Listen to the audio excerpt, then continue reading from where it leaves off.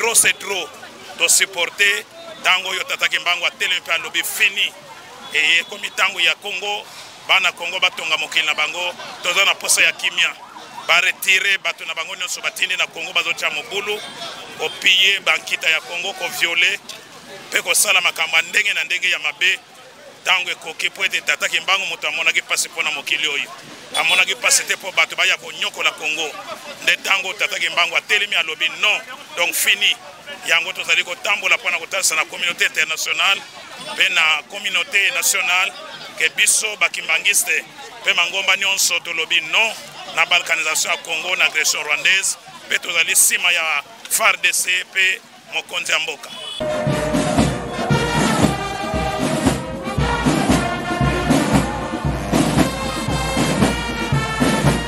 Mokili mwa Afrika tokomi na pasi. Mokili mwa Afrika tokomi na pasi. Soko bo mokonzi nyonso to Afrika. Bakamata initiative bavanda sika mokomeli kamunini za kutongosa biso boye. Baluka nzila nde bakukutia barrière. Soko batu wana minene bavanda sika moko baluete medi kamunini za kutongosa biso. Baluka nzila balongola likambwana nde tobongi msamba na mbala moko. En un calendrier est terminé.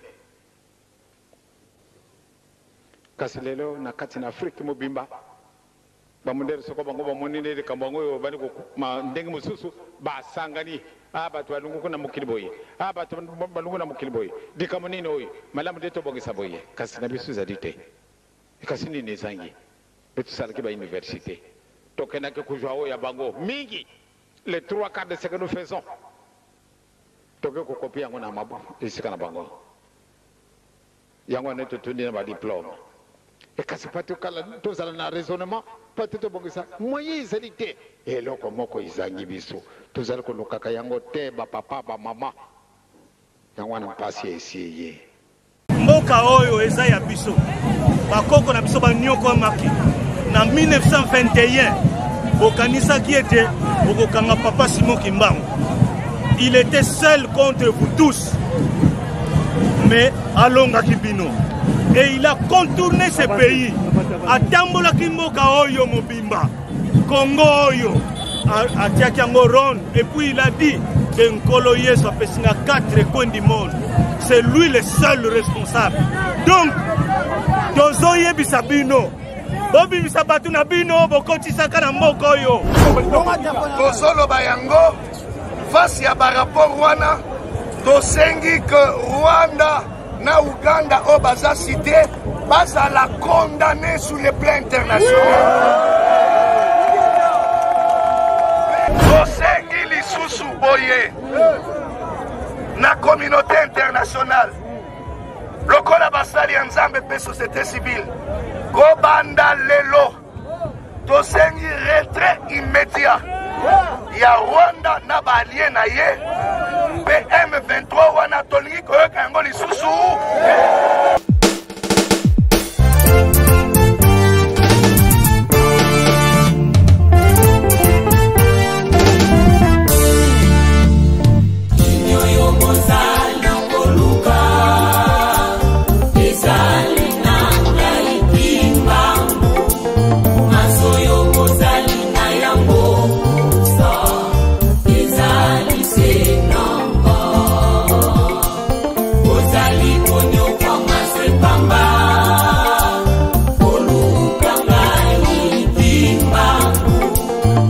Soya seliko no ezali na pa,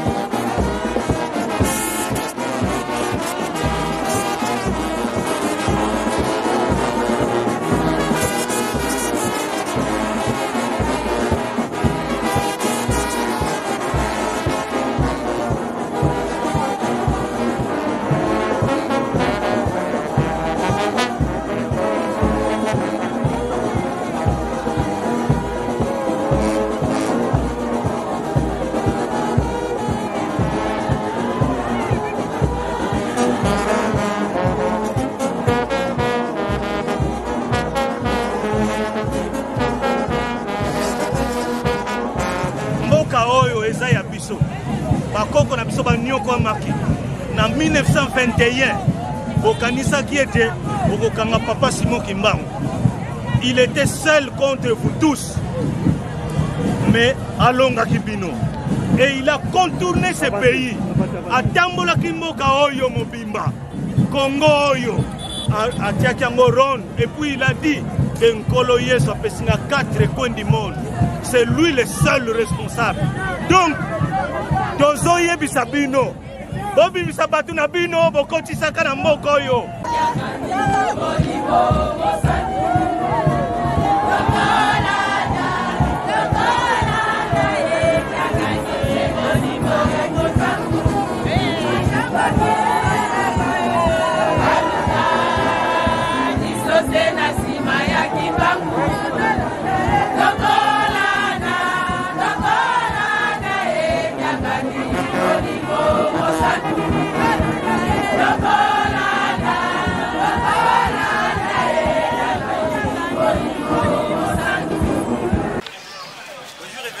Bonjour.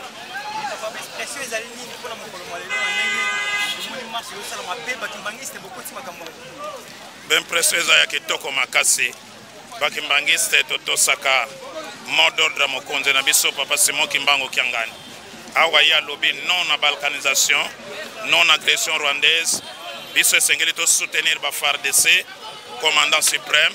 Yango asengeli na biso bana na yeto tambola pona kolakisa na communauté internationale que trop c'est trop de supporter tango yo Tata Kimbangu atelemi pe alobi fini et komi tango ya Congo bana Congo batonga mokili na bango toza na posa ya kimia ba retirer bato na bango nyonso batindi na Congo bazotia mobulu ko piller bankita ya Congo ko violer pe ko sala makamba ndenge na ndenge ya mabe tango ekoki po ete Tata Kimbangu moto amonaki pasi mpona mokili oyo amonaki pasi te po bato baya konyokola Congo nde tango Tata Kimbangu atelemi alobi non donc fini yango tozali kotambola mpona kotalisa na communauté internationale mpe na communauté nationale ke biso bakimbangiste mpe mangomba nyonso tolobi non na balkanisation ya Congo na agression rwandaise mpe tozali nsima ya FARDC mpe mokonzi ya mboka.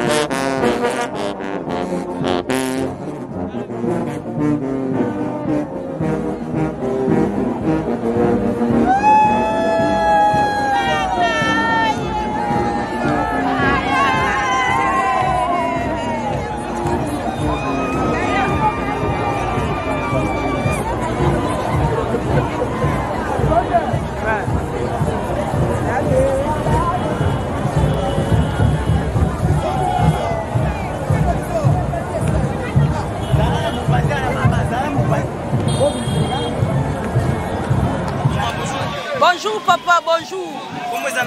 Comment la maman Chada, Nazali dirigeante générale adjoint dans le mouvement de la surveillance kimbangiste. Likambo Nzambe ezali koluka nzela. Tangu tata molimo mosanto a lobby, biso tozora kaka acte. Po soki Nzambe a lobby biso ekomaka mobeko pa na biso. Tangu papa a lobby totambola. Yenda za Nzambe. Yenda yebi kote azomema biso. Ya yebi nini ekozala.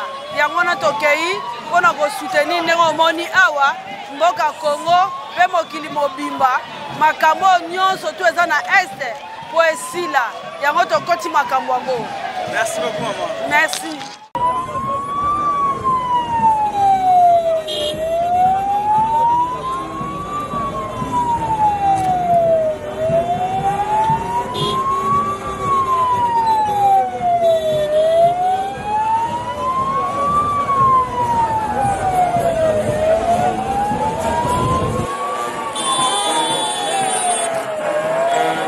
Bonjour Papa Splendeur. Merci Mbala Liboso depuis l'église Kimbangi Sezala pour l'église Kimbangi c'est ça la marche. Biso ça la marche te ndenge ba doit kena ça ba revendication mais awa tata mokonzi abule nzeta bo mo tata simo mbonki nganya pesi biso nzela pona ko telemela liloba oyo eloba mete libanga moko ekotikala kozala likola libanga mosusu te se kolongolama papa diangenda aloba yango mboka Kongo tata kimbango aloba ate teni moko ekotikala kokatana te bato bako bomama na mboka este kuna tozamba ndeko pe na bandundu kuna na kwa muntu bazoko bomana nyonso wana ya kobomba ezali te communauté internationale mindele bato ba nyokola tata kimbangu pe bato nyonso ya ba Rwandais oyo ba yebani na kombo na bango Kagame na batu na ye yango tina totelemi mokolo lelo makolo pona koloba non na balkanisation mboka Congo pe koloba na ba Rwandais bazonga na mboka na bango ba occidentaux ba kende pa na bango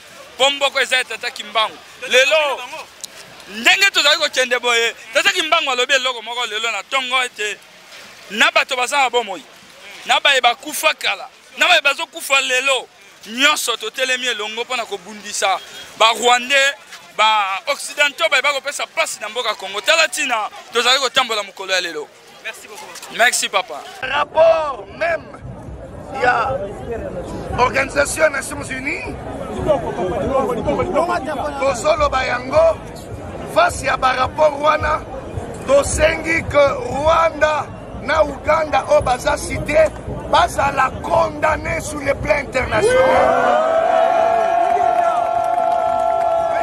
Après ça bango ba sanction nyonso eza cité na charte ya Nations Unies où ils ont régir ba pays nyonso membre lokola RDC. Tosengi ya mibale tosengi la communauté internationale nous avons besoin de négocier yango te balongola ba notification préalable oya koloba que avant to somba ba arme to informer yango notification préalable ezale lisusu condition te batika mboka na biso esomba ba arme pona ko défendre intégrité nango tosengi lisusu boye na communauté internationale lokola basali ya nzambe pe société civile kobanda lelo tosengi retrait immédiat ya Rwanda na baalie na ye pe M23 wana tolingi koyoka yango lisusu tosengi lisusu boye regroupement ya communauté africaine ya Est oyo batindi batroupe na bango tosengi précision ya liboso basala de sorte que ba force nyonso négative esibi ba arme na mboka na biso na Est esila ya mibale tosengi na bango ba préciser tolingi koyoka makambo ya M23 te pezala na délai moko déterminé et précis et continuer moulaïté. Pe Yasuka Toboyi makambu négociation il y a que M23 bazala et ça la brassage mixage intégration na kati ya armée to police na biso ou bien na institution ya mboka to boyi yango soki communauté internationale bayoki biso te biso tokoengage baaction minene koleka oyo jusqu'à ce que tokozala sûr que sécurité ya mboka na biso ezali sous menacé te et que tokoki kocircule kimia na mboka na biso mpe guerre esila.